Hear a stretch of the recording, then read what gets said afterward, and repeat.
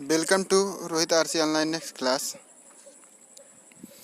देखिए, संसद में राष्ट्रपति होता है। उसके बाद राज्यसभा, लोकसभा होते हैं। राज्यसभा में अधिकतम जो है अधिकतम सदस्यों की संख्या 250 होती है। वर्तमान समय में सदस्यों की संख्या जो है 245 है।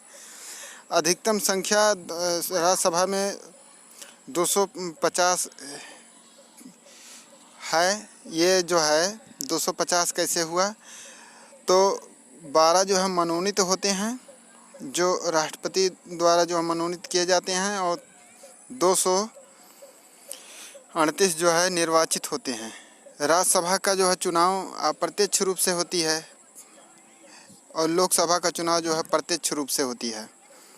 अब देखिए, निर्वाचित सदस्यों में जो है राज्यों से 234 होते हैं। केंद्र शासित प्रदेश क्षेत्रों से 4 होते हैं। अब वर्तमान समय में जो है सदस्यों की संख्या कुल कितनी है?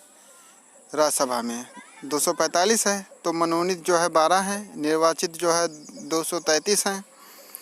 अब निर्वाचित जो है 233 हैं किन किन क्षेत्रों में? तो राज्यों से 229, केंद्र शासित क्षेत्रों से 4, और केंद्र शासित क्षेत्रों में जो है हमारा ये दिल्ली से 3, पुदुचेरी से 1, ये टोटल जो है केंद्र शासित प्रदेशों से कुल कितने हैं? 4। अब आते हैं लोकसभा में। लोकसभा में अधिकतम सदस्यों की संख्या 552 है, जिसमें जो कि वर्तमान समय में 545 ही है। तो अधिकतम संख्या जो है निर्वाचित क्षेत्रों से, राज्यों से 530 है, केंद्र शासित प्रदेशों से 20 है। मनोनीत जो किए जाते हैं 2 एंग्लो इंडियन जो 2 होते हैं।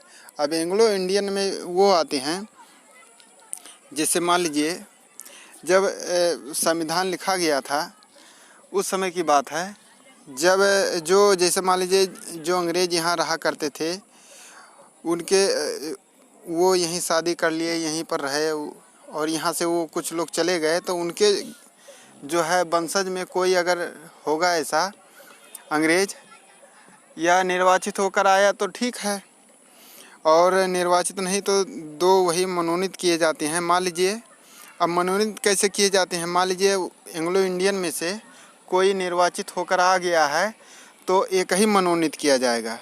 अगर 2 लोग जो है निर्वाचित होकर आए हैं, चुने गए हैं निर्वाचन के द्वारा, तो कोई भी एंग्लो इंडियन जो है मनोनीत नहीं किए जाते हैं। अब देखिए वर्तमान समय में क्या है, निर्वाचन क्षेत्र, निर्वाचित और मनोनीत। निर्वाचित में राज्यों की संख्या जो है 530 है, केंद्र शासित क्षेत्रों से 13 है। अब केंद्र शासित क्षेत्रों से 13 क्या है? दिल्ली से 7, और अन्य केंद्र शासित क्षेत्रों से कुल जो है हमारा 6 हैं। माफ़ कीजिएगा, ये दिखाई नहीं दे रहा आपको, हो सकता है यहाँ 6 होना चाहिए, ये हमारा 6 होगा इसका। केंद्र शासित अन्य केंद्र शासित क्षेत्रों से 6 होगा, और दिल्ली से हमारा 7 होगा। अब देखिए इसमें से जो है 13 ये है। अब कुल अगर जो पूछा जाए राज्यसभा और लोकसभा मिलाकर कुल मनोनीत एंग्लो इंडियन का कुल कितना है, तो इसमें से आपको ये कहना है मनोनीत में जो है 12 इधर से, 12 प्लस 2 इधर से, तो कुल टोटल मनोनीत सदस्यों की संख्या 14 हो जाएगी। तो ये हमारा हुआ। अब देखिए, तो ये आपको संभवतः आपको समझ में आया होगा, और वीडियो को रोक कर आप लिख लीजिएगा इसको। और थैंक यू, जय हिंद।